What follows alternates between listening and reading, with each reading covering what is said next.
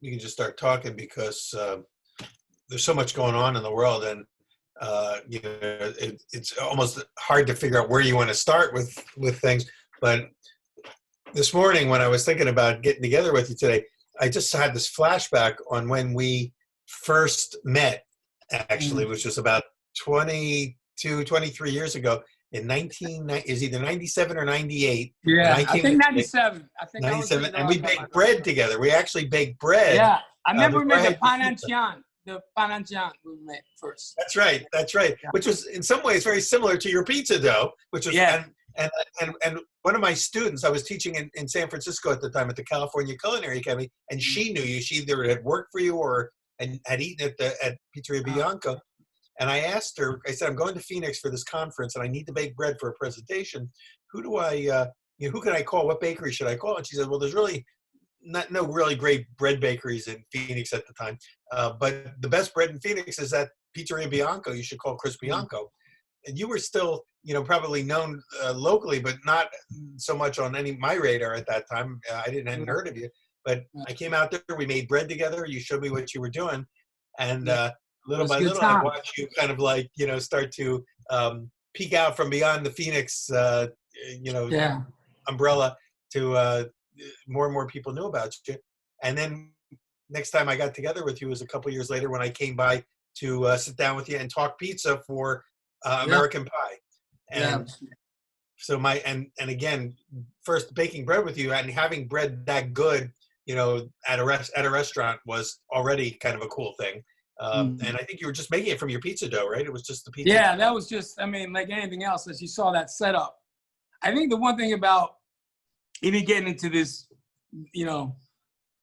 this business, which I never really saw as a business. I just thought as an expression of, what do you have to offer? And I think, growing up in New York, having this little job at a pizzeria after school, seeing it from a perspective of, the owners trying the best they can to do with, to take things as far as either what's expected or that they knew. But there were certain things that were always like, you never ordered anything but the pizza in a pizzeria, and, bread and dessert was always an afterthought. And definitely if there was a salad on the menu, it was an afterthought or at least not as much thought. Yeah. And I think there was a lot of when I opened the pizzeria, there was a very conscious decision to say, to think about, or in any situation, even this one, like doing Zoom, I was stressing a little bit the last couple of days just about hooking it up. As you know, it took me a few minutes to go on. So I would say, what's in our way? What's in our way? Okay, having the stand for the phone, having the internet work, what's in our way? And I think when I said we sat down in a restaurant, I was never into blind tastings, and I'm still not. I think we've been blessed with senses and understanding where our food comes from. And I wanted to give people something from the beginning, even the way they were greeted, to how we made them feel. Seems much more relevant today, to how they left the restaurant and not just waited for this one sublime moment of like, let me just get to the pizza or just the best part of the song or the bridge or the whatever. And I figured that if they were going to have, sit down and, get a heel of bread, with a salad, and make pizza something that it really wasn't so much growing up. Man, we made a beeline for the pizza when I was a kid, and sometimes I still do that. But I wanted to give it, a totality of its place, just like everything. So I think there's always, maybe now just having a lot of time to think, a lot of metaphors in that experience as well. Yeah. Well, the thing that was so striking, number one, the fact that you were making your own bread at your pizzeria was way ahead of its time, because now more and more pizza operators are now making bread. And I think at the pizza expos and all the other places where we come together, that notion of encouraging people to make your own bread, you're already making the dough, Well, that was the thing. That was the thing. It's funny. My partner, my tomato partner, Rob DiNapoli, who I love dearly, you know, we have this conversation all the time about pizza sauce. Yeah. I'm fine to label something pizza sauce, but as we all know, pizza sauce is pasta sauce, is any other sauce. I mean, whether we need higher hydration or we need to tighten it up or we need to hammer it through a food mill or we need to just hand crush it or we like them whole. Well, bread's the same thing. And I think as you dissect it, if we did it honestly, you know, a lot of things are meant to, whether it's in government, whether it's in any, you know, we've been in a lot of goofy meetings, and a lot of those meetings in our life were so something at that meeting could be relevant or separate itself as some type of importance. And I think a lot of things that separated themselves in a confusing way, like grapes are ultimately wine, and dough, like bread, you know, pizza was already bread. You know, if it's flat, yeah. It's pizza or it's naan or it's whatever. I mean, but it's the same. And I think, again, in that metaphor of we're all, you know, all bread is created equal. What we do with it after that is up to us, how we manipulate it. And I think, well, isn't that poignant again? We're right about now. So I think all those things to me just made sense.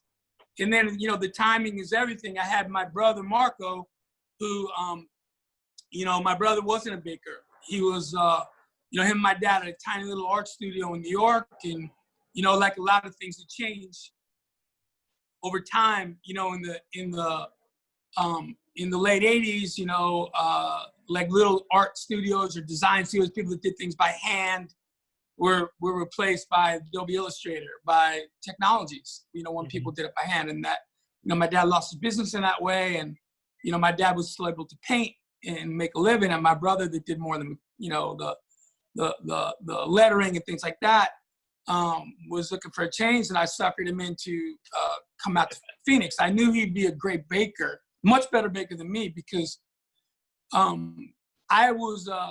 didn't use this analogy before, but like he was a kid that if you gave him a model airplane, he'd spent all day on every aspect of the interior of the plane and the engine. And I wanted to just slap the wings on and put the stickers on because I knew it couldn't fly.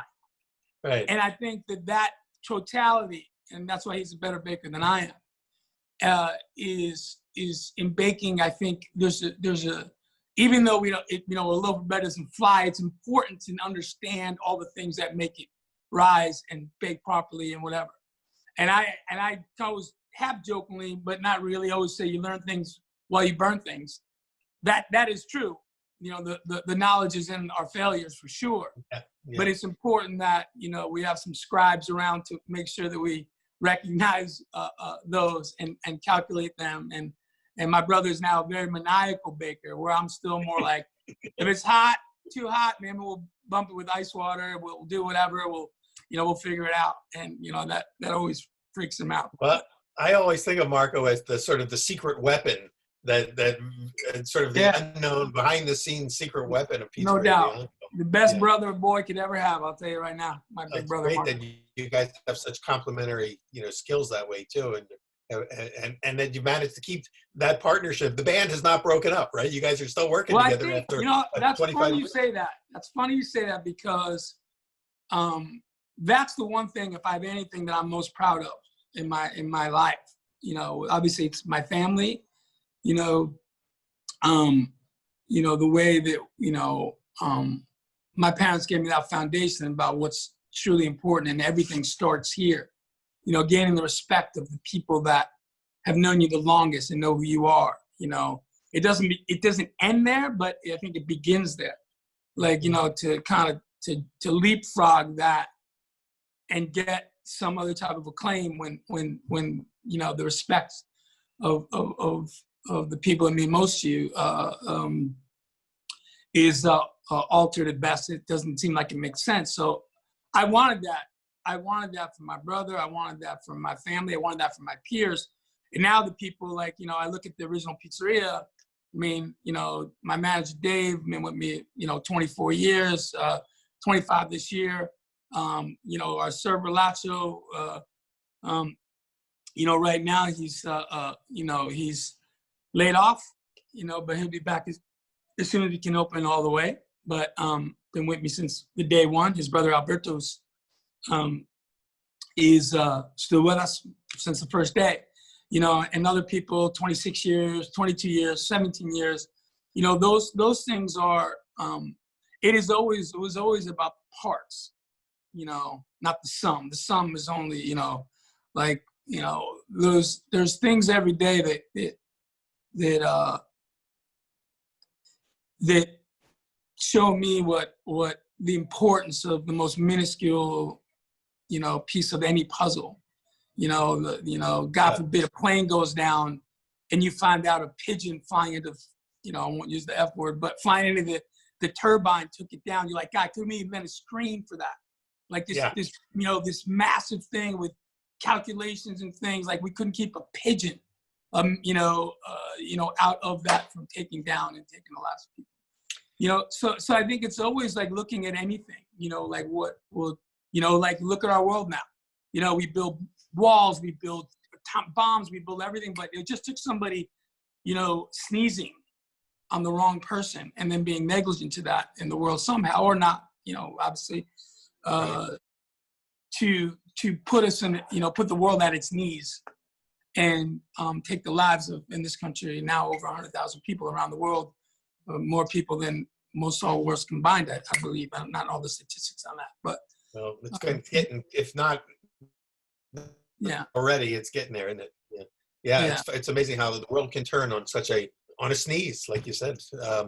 But when you were talking about, you know, having the parts, the people that you've kind of have worked together, there's a synergy that does make the sum is greater than the parts, but you've got to have great parts in order to have this, you know, wonderful sum in the end. And right. The sum is definitely greater than the parts, but they're not disconnected. They're not two separate entities. You know, well, it's like, you know, like all things, you know, like I am of my parts. I am of that thing, you know, no matter with the representation of that.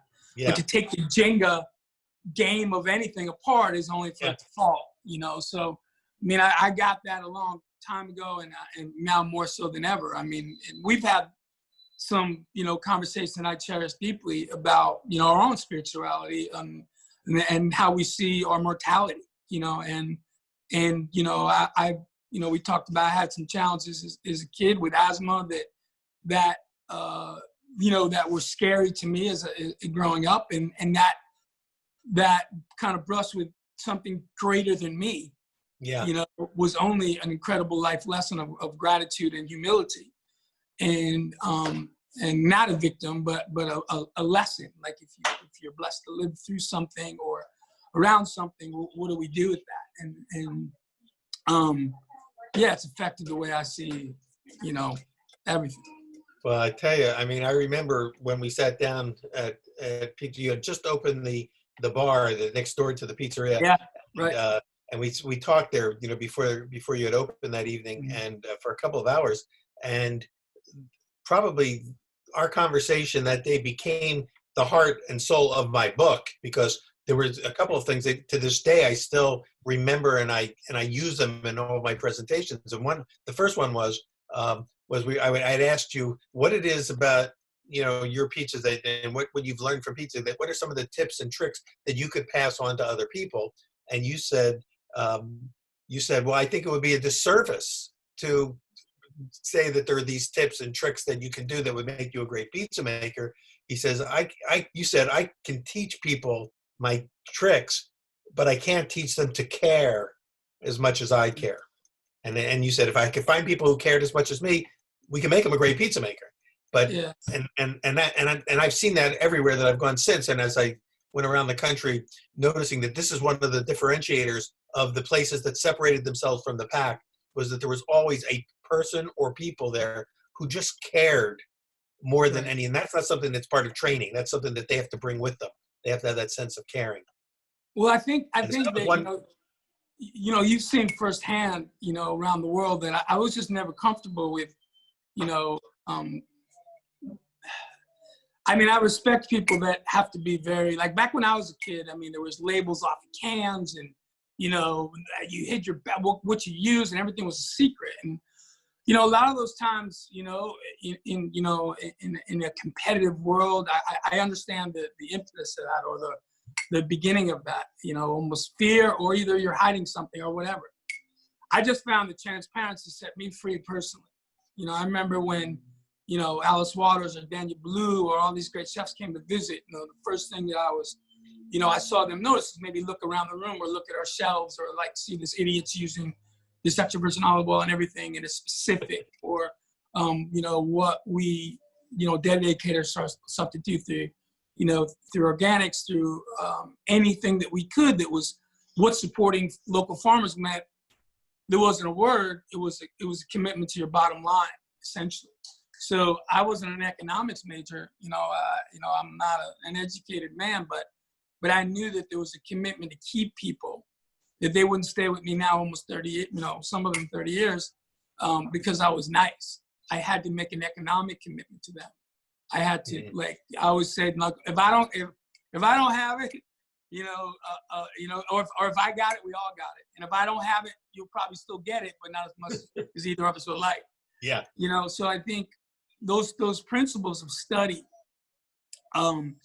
like I always talk about the totality of, of anything. Like, sometimes, in our soundbite world, as we tweak and confirm or deny the next great or the worst, whatever, that we maybe miss the intention, of that, minimalism of whether it's a slice of pizza or a bowl of pasta, because you were going to get this, ribeye with this salsa verde that on the next course that the table was going to share, that you knew would punch them out. But they tweeted before, and now it's, there's an unraveling of a lot of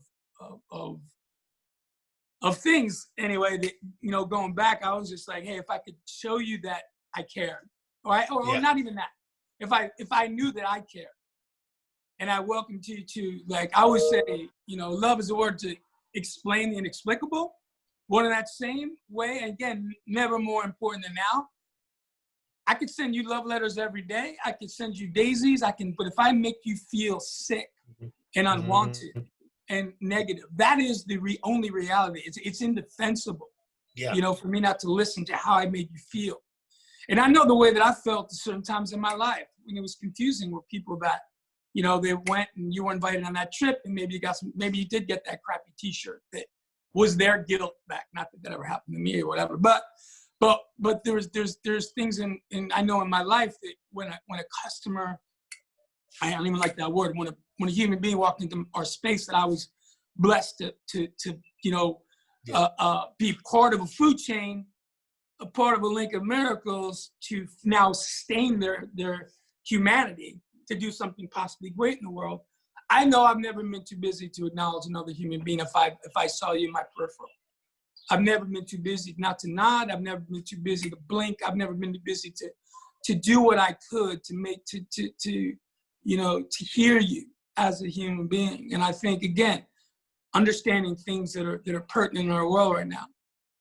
I didn't have the good stuff for when Peter Reinhardt came in.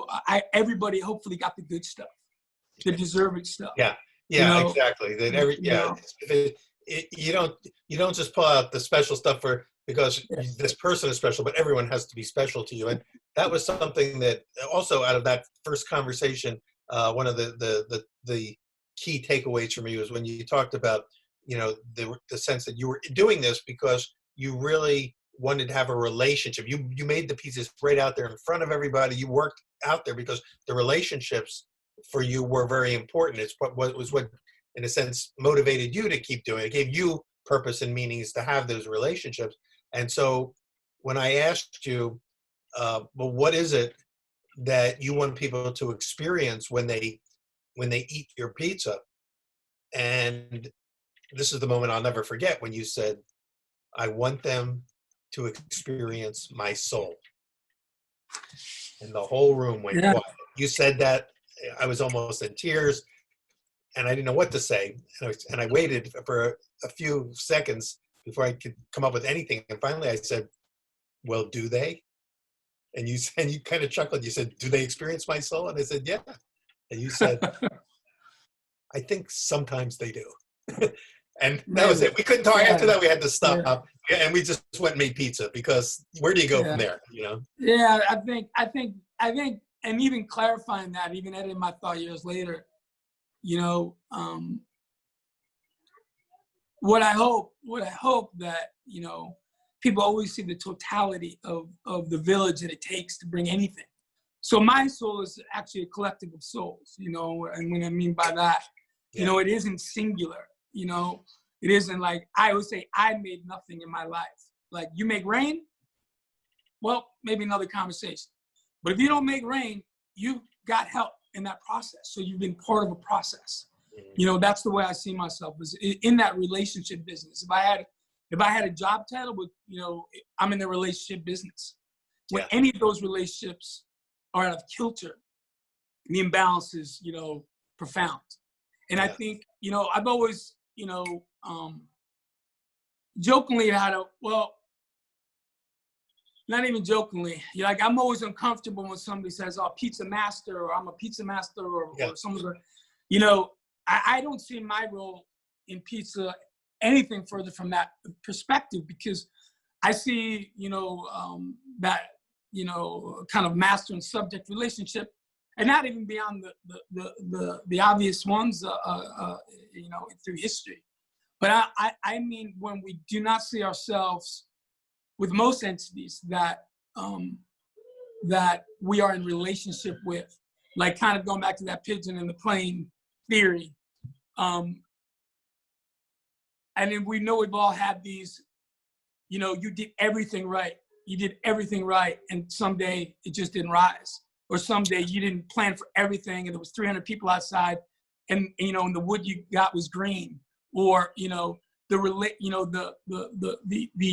mastery, the wizardry does not always comply your dominance. Your what's the word of the day now? I heard on the news was, you know, your force, or whatever, that, you know, dominance. You know, you have to dominate. Yes. Yeah. Yeah. There's not a domination that. Well, I think we just lost your visual feed here for a second, which is kind of part of somebody's calling in. I'm not going to move. I'll let them go. Okay, but this is part of the challenge with Zoom. But here's what we'll do. This is a perfect place for us to take a break. We like to do this into two segments. So we're going to end segment one now, and this is a great place to kind of like leave it, and we'll continue the conversation when we come back in part two with Chris Bianco. I'm Peter Reinhardt. You're on Pizza Talk. Chris, thanks for being with us for part one, and we'll be back again for part two. Join us soon.